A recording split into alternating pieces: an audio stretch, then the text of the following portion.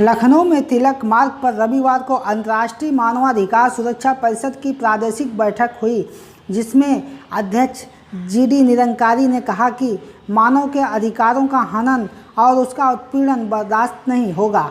इसके लिए संगठन पूरे विश्व भर में सक्रिय रूप से कार्य कर रहा है। जी, क्या सुनना है? जी, मेरा नाम जीडी निरंकारी। कौन सी संस्था है? ये अंतर्राष्ट्रीय मानवाधिकार सुरक्षा परिषद जो भारत सरकार के MCA ministry of corporate affairs से रिकग्नाइज है और कंपनी एक्ट में कंपनी रजिस्ट्रार बॉम्बे से रजिस्टर्ड है। क्या उद्देश्य है इस संस्था का? इसके मुख्य उद्देश्य दो हैं। मानव अधिकारों के प्रति भारत के नागरिकों को जागरूक करना और अगर उनके अधिकारों का कहीं वायलेशन होता है तो उसके उल्लंघन के प्रति आवाज़ उठाना, उनको न्याय दिलाने के लिए जो विधिक कार्रवाई होती है वो विधिक कार्रवाई करवाना। सरकार से क्या अपेक्षाएं हैं संस्था के माध्यम से, और क्या अभी यूपी में इस काम चल रहा है आपकी संस्था? यूपी या भारत, हम अंतर्राष्ट्रीय स्तर के ऑर्गेनाइजेशन से जुड़े हैं। हमारे 4 कंट्रीज में अंतर्राष्ट्रीय मानवाधिकार सुरक्षा परिषद कार्य कर रहा है। स्टेट के 24 स्टेट में भारत में ये कार्य कर रहा है। हम केवल मानव अधिकार के उल्लंघन जो राष्ट्रीय, अंतर्राष्ट्रीय, प्रदेश लेवल, गांव, घर, परिवार में, चाहे बच्चों का अधिकारों का हनन हो, श्रमिक के अधिकारों का हनन हो, महिला का उत्पीड़न हो, घरेलू हिंसा हो, हर इंसान हर जगह कानून का उल्लंघन, मानव अधिकारों का जो उल्लंघन हो रहा है, हमारा केंद्रित केवल एक कार्य है कि मानव अधिकारों के उल्लंघन को रोकेंगे। सबसे पहले हम हमारे 45 जिलों में हमारी जो जनपद यूनिटें हैं, हम कार्य कर रहे हैं लोगों को जागरूक करने के लिए कि वो अपने अधिकारों के प्रति पहले सचेत हो जाएं, जागरूक हो जाएं, अपने अधिकारों को समझें और संवैधानिक तरीके से अपने अधिकारों का पालन भी करें और उल्लंघन होता है तो उसकी आवाज़ उठाएं। उल्लंघन से आज त्राहि मची हुई है।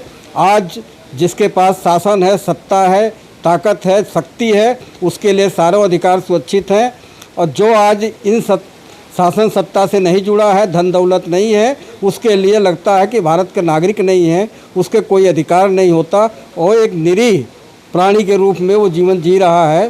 तो ऐसे लोगों को जो अपने उनके अधिकारों का हनन हो रहा है या उनको जागरूकता नहीं है, वो अपने को सचेत नहीं है, उसमें हमारा ये ऑर्गेनाइजेशन कार्य कर रहा है। और हम आगे भी हमारे सारे वॉलंटियर्स, हम सभी लोग एक जन सेवा के रूप में लोगों के बीच में जा रहे हैं और उनको जागरूक कर रहे हैं। और जहाँ तक उल्लंघन की बात है तो उल्लंघन तो पूरी दुनिया में आज मानव अधिकारों का जो उल्लंघन हो रहा है पूरी दुनिया में हो रहा है, वो हमसे, आपसे, किसी से छुपा नहीं है।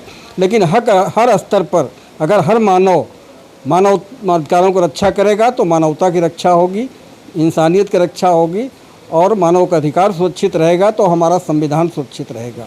हाल ही में आपके वॉलंटियर्स कोई बड़े मुद्दे को लेकर कुछ काम किए हैं और कौन सा मुद्दा? हमारे जनपद शाखाओं में जैसे फिरोजाबाद में एक मर्डर हुआ, उसकी आवाज़ वहाँ उठाई गई। और छोटी मोटी जो घटनाएं होती हैं जिसमें हमारे पदाधिकारी या हमारे वॉलंटियर्स ये देखते हैं कि हम किसी अपराधी के पक्ष में तो नहीं खड़े हैं, हम उसके पक्ष में खड़े होते हैं जिनके वास्तव में उत्पीड़न हुआ है, उनके अधिकारों का हनन हुआ है। तो जिला यूनिटें अपनी जहां उनके पास समस्या आती है लिख के आवेदन करते हैं, तो उनका हम जनरल कोई भी ऐसे आम घटना में हस्तक्षेप हमारे वॉलंटियर्स नहीं करते, न हम करते हैं। हमारा उद्देश्य ये है कि अगर कोई पहले अवेयर्स करें, उनको जागरूक करें। हमारा जागरूकता पर, अवेयरनेस पर ज़्यादा फोकस रहता है, उल्लंघन पर उतना नहीं कि उल्लंघन की तो रोज़ घटनाएं हो रही हैं। हमें अवेयर करना है जिसके लिए कि ये उल्लंघन न हो और उत्पीड़न न किया जाए, चाहे श्रमिक हो, चाहे बाल हो, चाहे महिला हो, तो किसी स्तर पर हो, मानव अधिकारों का उल्लंघन न किया जाए। क्या इसके लिए कोई स्पेशल सेल गठित की गई है, स्पेशल कोर्ट है जिसमें आप इनकी बात प्रमुखता से जाए और जल्दी हल हो जाए? नहीं, इसके लिए मानव अधिकार सुरक्षा अधिनियम 1993 के तहत राष्ट्रीय मानवाधिकार आयोग, राज्य मानवाधिकार ऑलरेडी गठित है। एक्ट के अनुसार हम अपनी बात, अगर कोई मानव अधिकार उल्लंघन की होती है, हम प्रशासन के पास रखते हैं, हमारे वॉलंटियर सकते हैं। अगर वहाँ से नहीं सुनते हम तो सीधे आयोग को प्रेषित करते हैं। आयोग उस पर हस्तक्षेप करता है और उसमें विधिक कार्रवाई करता है। बैठक में संगठन की बाल महिला वेलफेयर प्रकोष्ठ अध्यक्षा सर्वेश कुमारी ने कहा कि नारी का अधिकार सुरक्षा को लेकर हम सदैव सजग रहते हैं।